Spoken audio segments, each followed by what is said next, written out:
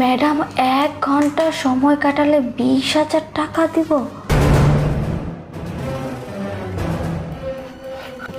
আচ্ছা ইপ্তি, তাহলে আমি এখন যাই। হ্যাঁ আচ্ছা ঠিক আছে, যাও। আচ্ছা ঠিক আছে, তুমি নিজের প্রতি খেয়াল রাখো কিন্তু। হ্যাঁ আচ্ছা। হায় আল্লাহ, আজকে তুমি আমাকে জোর বাঁচা বাঁচিয়েছো। যদি আশিকের কাছে ধরা খেয়ে যেতাম তাহলে কি হতো? আর কাজের ছেলে আমাকে এটা কি দেখালো? এটা দেখে তো আমার পুরো মাথাটাই নষ্ট হয়ে গেল। যাই আগে গিয়ে দেখি কাজের ছেলের কাছে। ছোট লোকের বাচ্চা, তুই আমার বাসার কাজের লোক হয়ে তুই আমাকে এটা কিভাবে দেখালি? ম্যাডাম, আপনি যা দেখছেন একেবারেই সত্য। মাত্র তো 1 ঘন্টায়, বলুন না আপনি রাজি আছেন কিনা? আর ম্যাডাম, আমি যখন এ বাড়িতে প্রথম আসি না, তখন থেকে আপনার প্রতি আমার অনেক লোভ। আমি যে ভাবো আপনার সাথে 1 ঘন্টা কাটাতে চাই। ম্যাডাম বলুন না আপনি রাজি আছেন কিনা? আরে তুই যে কি বলিস না, তোর কথায় রাজি না হয়ে পারি? তুই লুঙ্গি উঁচা করে যা দেখালি সেটা দেখে তো পুরাই আমার মাথা ঘুরে গিয়েছে। আর শোন, আজকের এই বিষয়টা যেন তোর স্যার কোনোভাবে না জানতে পারে। আর যদি জানে, তোকে তো বাসা থেকে বের করবে তো করবেই, আর আমাকে জানে মেরে ফেলবে, বুঝেছিস? আরে ম্যাডাম, আপনি কোনো টেনশন করেন না। এ কথা আপনি আর আমি ছাড়া এই পৃথিবীর কেউ জানবে না, স্যার তো দূরের কথা। আরে এভাবে কি দেখছিস? চল রুমে চল। আচ্ছা ম্যাডাম, চলুন। চল আয়, তাড়াতাড়ি শুরু কর। আবার তোর স্যার কখন চলে আসে তার নাই গ্যারান্টি। ইপ্তি, আরে আসে, তুমি তুমি না অফিস থেকে আজকে আসবে না? তাহলে বাসায়? হ্যাঁ আমাকে দেখে অবাক হয়ে যাচ্ছিস তাই না? আর একটা কথা শুনে না, তোর চোখ আর চোখের জায়গায় থাকবে না, তোর চোখ কপালে উঠে যাবে। মুকলেশ, তোকে অসংখ্য ধন্যবাদ আজকে আমাকে হেল্প করার জন্য। হেল্প? কিসের হেল্প? হেল্প মানে বুঝতে পারছিস না? শুনবি? শোন তাহলে। স্যার, একটা কথা বলার ছিল। কথা বলবি? আচ্ছা বল। স্যার বলছিলাম কি, ম্যাডাম না প্রত্যেকদিন ভিন্ন ভিন্ন ছেলে নিয়ে এসে আপনার বেডরুমে সময় কাটায়। এই, তোর এত বড় সাহস, এত বড় সাহস! তুই আমার স্ত্রীর নামে বাজে কথা বলছিস? এই সজীব, তুই কি ভুলে গেছিস তোর ম্যাডাম মানে সে কিন্তু আমার স্ত্রী? স্যার, আমি যা বলছি একেবারে সত্য, আমার কথা বিশ্বাস করুন। এই, তুই যা বলছিস সত্যি বলছিস মানে? তোর কাছে কি এমন কোনো প্রমাণ আছে যে আমার স্ত্রী ভিন্ন ভিন্ন ছেলে নিয়ে এসে আমার বাসায় সময় কাটায়? না না স্যার, আমার কাছে কোনো প্রমাণ নেই, কিন্তু আপনি চাইলে আমি আপনাকে প্রমাণ দিতে পারি। তার জন্য আমি যেভাবে বলবো আপনার সেইভাবে কাজ করতে হবে। আচ্ছা বলতো কি? শুনেন স্যার। বুঝতে পেরেছি, কিন্তু সজীব শোন, তুই যা বলছিস আমি সেভাবে করব।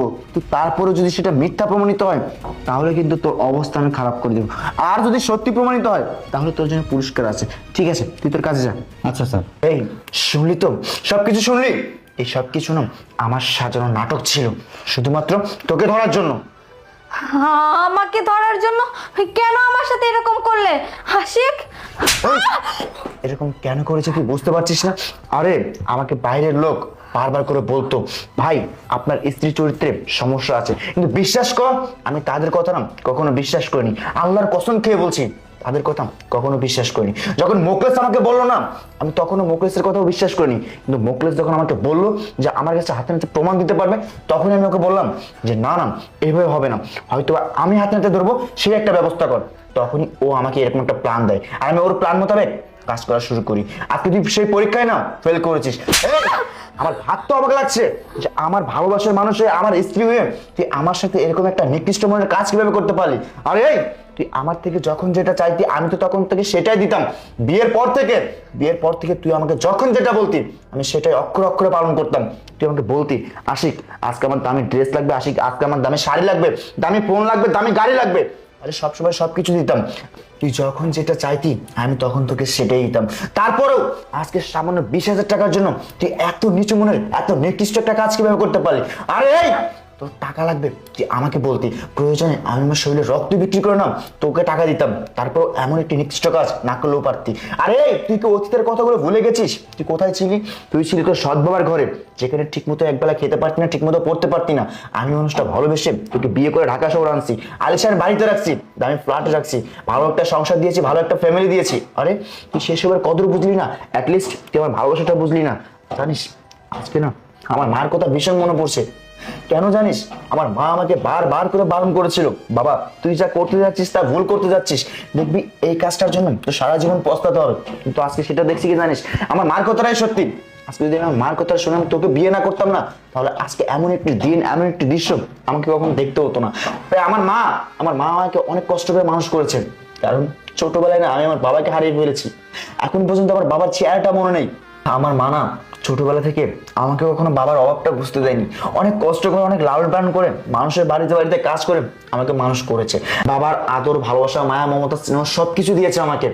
কিন্তু আমি সেই মার কথা অমান্য করে না আমি শুধুমাত্র তোকে বিয়ে করেছি। এই আমি তোকে কেন বিয়ে করেছি, আমি তোকে অন্ধের মতো বিশ্বাস করি, অন্ধের মতো ভালোবাসি, সেই জন্যই তো আমি তোকে বিয়ে করেছি। আর আজকে তুই শেষ পর্যন্ত কি করলি, আমার বিশ্বাসের মর্যাদা এইভাবে দিলি। এই তুই আমার খেয়ে আমার পরে আমাকে পেছন থেকে ছুরি মারলি, আমার কথা একটিবার ভাবলি না যে আমি যে মানুষটাকে ঠকাচ্ছি সেই মানুষটা আমাকে কতটা ভালোবাসে। এই তুইও তো আমাকে বলতি চাষিক আমি তোমাকে অনেক ভালোবাসি, অনেক ভালোবাসি, কিন্তু আজকে বুঝতে পারলাম কি জানিস, তুই আমাকে ভালোবাসিস নি, তুই ভালোবেসেছিস আমার অর্থ, সম্পদ, আভিজাত্য এসবকে। আর যাই কীর্তি, তোর মতো কাল লাগিনি বিশ্বাসঘাতক বেইমানের সাথে না কখনো এক ছাদের নিচে বসবাস করা যায় না। আমি এখন এই মুহূর্তে তোকে আমি আমার বাড়ি থেকে বের করে দিব, আর সময় মতো ডিভোর্স লেটার পেয়ে যাবি। ভালোই বলছি, তুই আমার বাড়ি থেকে এখন বের হয়ে যা, যা বলছি। হে আশিক, আমাকে তুমি ক্ষমা করে দাও, আমি আর এরকম করব না, আমার ভুল হয়ে গেছে আশিক। চুপ, একদম চুপ। তুই কি বললি তোর ভুল হয়েছে? আরে ভুল তো তুই করিসনি, ভুল করেছি আমি। কারণ তোকে ভালোবেসে বিয়ে করেছি, তোকে বিশ্বাস করেছি, এটাই ছিল আমার জীবনের বড় ভুল। আজকে যদি আমি তোকে ভালো না বাসতাম, বিশ্বাস না করতাম, তাহলে এমন একটি দিন আমাকে কখনো দেখতে হতো না। আমি তোর সাথে আর একটি কথা বলে সময় নষ্ট করতে চাই না। আরেকটা কি জানি বলি না, তুই ক্ষমা চাচ্ছিস না, আরে ক্ষমার যোগ্য তো তুই না। ক্ষমা তাকেই করা যায় যে মানুষটা ভুল করে, তুই তো কোনো ভুল করিসনি, তুই করেছিস অন্যায়। আমি তোর সাথে আর একটি কথা বলবো না, আমি আমার মূল্যবান সময় নষ্ট করতে চাই না। তুই এখন এই মুহূর্তে আমার বাসা থেকে বের হয়ে যা, যা বলছি। ম্যাডাম সসম্মানে চলে যান। মুকলেশ তুই যা, তোর কাজে যা। জি স্যার।